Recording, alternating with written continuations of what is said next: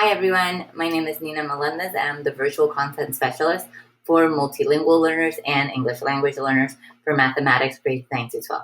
Today we're going to be looking at our Algebra 1 lesson day 32, the quadratic formula, and how we can use the quadratic formula to solve quadratic equations.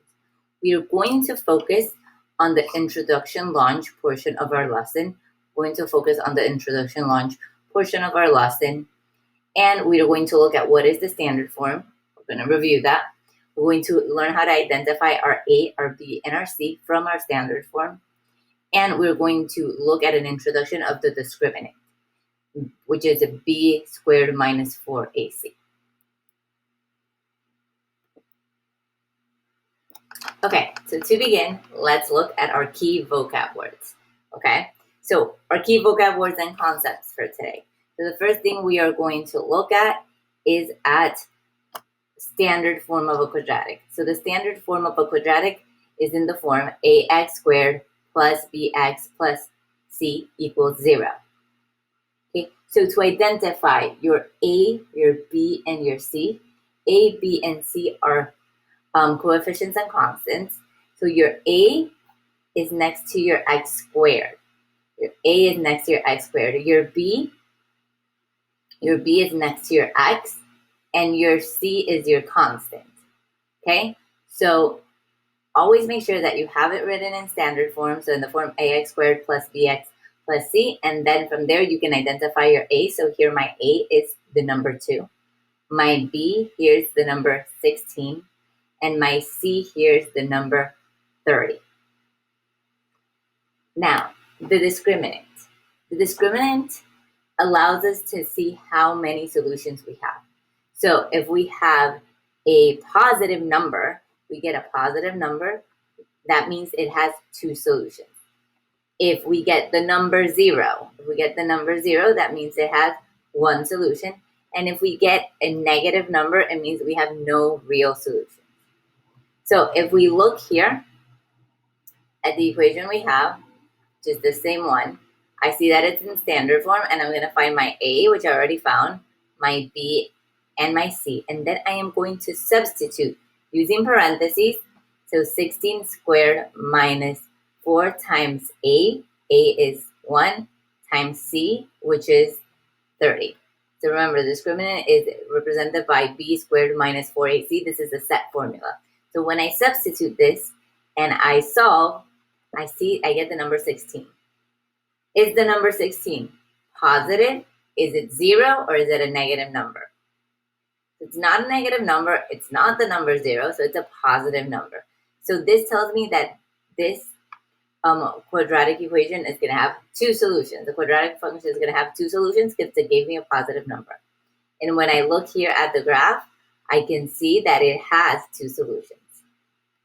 So knowing these concepts, we are going to review this today during the introduction launch portion of our lesson. Okay, so your introduction launch, one of the portions after you do your wondering and your noticing, looks like this, in which you have a couple of equations, and it's asking you to rewrite the equation in standard form, ax squared plus bx plus c equals 0. Then identify your a, your b, and your c. And finally, compute. So substitute into b divided by b squared minus 4ac. Sorry, b squared minus 4ac. So I rearrange this, and if you're working this in a notebook, I would rearrange this in this manner, in which I gave myself a little bit more space and made a sort of an organizer for myself, right? So these are the same things. I'm just giving myself more space to write. And it says, rewrite the equation in standard form. So that's the first thing I'm going to do. The second thing I'm going to do is identify my A, my B, and my C. Then finally, I'm going to compute B squared minus 4AC. So if you want to pause and try them, you can try them out. Remember, you can always pause in between each of them to try them out first and then check your work. So let's look at the first one. Is it in standard form? Remember, to be in standard form, it needs to be equal to 0. So you always check. Make sure it's equal to 0. So I look here, it's x squared, x, my constant, but it's not equal to 0. So we already learned how we can make this equal to 0. So if this is a positive 13, I would have to subtract 13 from each side. And I'm going to see I'm left with 2/3 x squared plus 6x, and 13 minus 13 is negative 26, and 13 minus 13 is 0, right?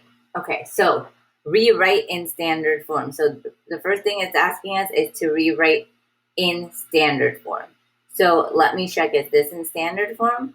Well, yes, now this is in standard form. So it's 2/3 x squared plus 6x minus 26 equals 0. So I have it rewritten in standard form. Now, the second one tells me, identify your A, your B, and your C. Identify your A, your B, and your C. If you need any extra support with this, remember you can always write right above it. We have it right here, but you can always write above it ax squared plus bx plus c equals 0, just so you quickly can identify your A, your B, and your C. So my A is 2/3, my B is 6, and my C is negative 26. Remember, it's only the numbers, not the variables, okay? So I've identified my A, my B, and my C. Now, we are going to do the third step of computing. We are going to do the third step of computing. So for this, I like to use substitution, okay? You could also use substitution and use order of operations. I like to use substitution and use my scientific calculator. So I'm going to open parentheses, so b squared minus 4ac. So I opened parentheses wherever I had a variable. Wherever I had a letter, I put a parentheses. So then now I am going to substitute. I'm going to substitute. So b, what is the value of b? So b equals 6. B equals 6. Then A is 2/3, and C is negative 26. So now I'm going to go into my decimals calculator. And I'm going to put parentheses 6 squared minus 4 times 2/3 times negative 26. And once I have done that, I see that I will get 105.333, and it continues on. Okay, so looking at this and looking at your first slide, how many solutions would this have? It's not asking you that here, but if you want to take it a little bit further, think about how many solutions would this have. It's a positive number. So we learned at the beginning that if it is a positive number, it has 2 solutions. So I can go ahead and go a little bit further and state that this would have 2 solutions. 2 solutions. Okay, let's look at one more example. Okay, so I have negative 2x squared plus 5x equals 11. Wait, this seems like it's in standard form, but it's not quite there. Remember, I want it ax squared plus bx plus c equals 0. So to make this equal to 0, I have to subtract 11 from both sides. So now I'm going to write what I have left. I have negative 2x squared. These are not like terms, so I cannot combine them. Plus 5x minus 11, and 11 minus 11 equals 0.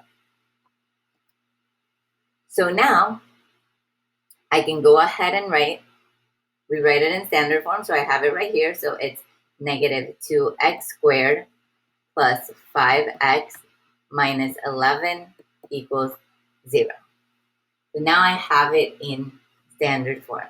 So now I'm going to identify my A, my B, and my C. Remember, if you need help, rewriting it on top might help you see better where your A, your B, and your C are located. So I'm going to first look at my A. My A is -2. My A is -2. My B is +5. My B is +5. And my C is -11. Don't forget those operations that are right in front of your numbers, okay? Okay, so now I can go ahead and compute my B squared minus 4AC. Sorry, my B squared minus 4AC. B squared minus 4AC, wherever I have